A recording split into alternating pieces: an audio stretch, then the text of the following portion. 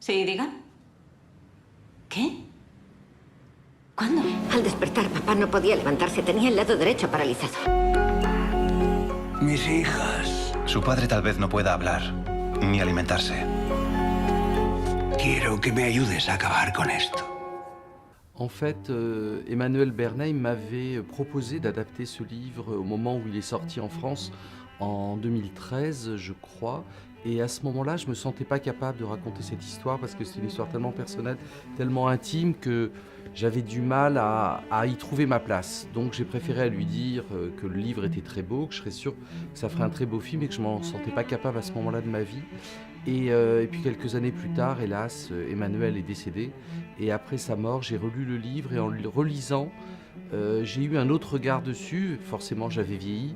Et je me suis dit, tiens, c'est peut-être un moyen de retrouver mon amie en faisant cette adaptation, peut-être de mieux comprendre ce qu'elle avait traversé avec son père. Et donc voilà, je me suis lancé dans l'adaptation. Et très vite, ce qui a été important pour moi, c'est de trouver qui allait jouer Emmanuel. Et très vite, j'ai pensé à Sophie Marceau, qui est une actrice que j'aime beaucoup, avec qui je rêvais de travailler depuis longtemps.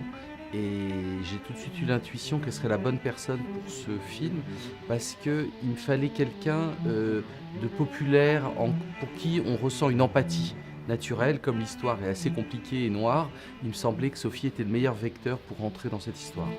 Je pense que Sophie est une actrice très entière. C'est une actrice qui a besoin, pour accepter de faire un film, d'être en osmose totale avec le projet. Et là, je crois que c'était vraiment le cas. Elle aimait l'histoire, elle aimait le personnage. Et puis on avait envie de travailler ensemble depuis longtemps, donc c'était le bon moment. Et puis je pense que c'est une histoire qui résonnait en elle par rapport à sa propre famille. Donc voilà, c'est toujours un peu une question de hasard et de désir. Et là, cette fois-ci, ça a coïncidé. Et donc elle a accepté de faire ce film. Alors avec André, on avait quelque chose d'assez incroyable, c'est que j'ai récupéré la cassette qu'Emmanuel Bernheim avait filmée de son père. Et ça, c'était un document magnifique parce que c'était les dernières images de lui, où il exprimait ses volontés de vouloir en finir. Et on voyait son visage avec la paralysie, on entendait son élocution, sa manière de parler qui était assez difficile à entendre. Et du coup, ça a été une vraie source d'inspiration pour André. Et puis moi, surtout ce que j'ai dit à André, c'est qu'il fallait qu'il s'amuse. C'était un peu comme un enfant, un sale gosse dictateur qui disait des méchancetés à tout le monde. Et à chaque fois, il me disait, mais François, c'est pas trop méchant ce que je dis? Je disais, mais non, c'est bon, le personnage est comme ça. Et je crois qu'il a pris beaucoup de plaisir à jouer la perversité du personnage d'André. Oui, ce paradoxe, moi c'est ça qui m'a intéressé, l'histoire de cet homme qui aime tellement la vie qu'il veut mourir parce qu'il n'a plus les moyens de vivre la vie telle qu'il l'a aimée.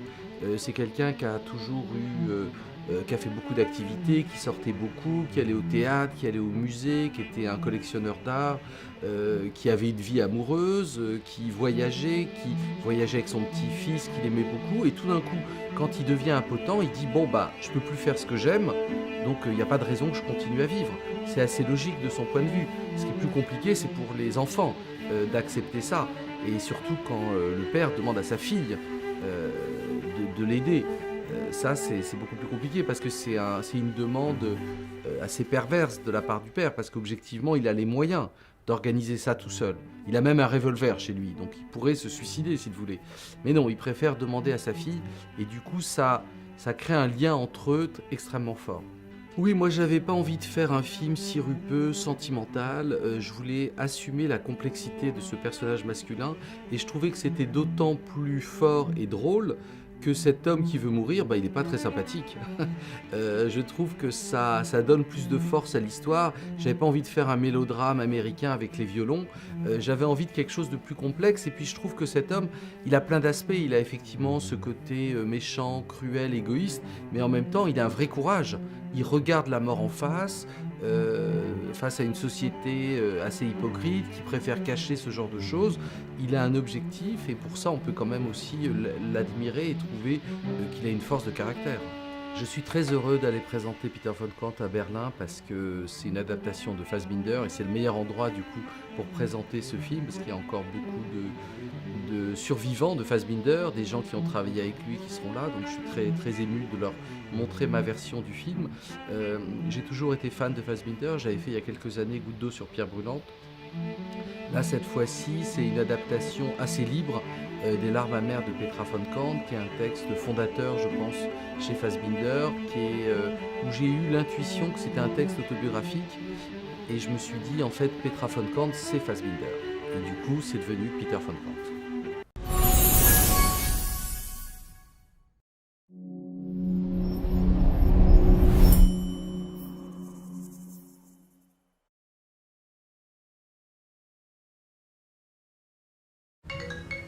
Sí, diga.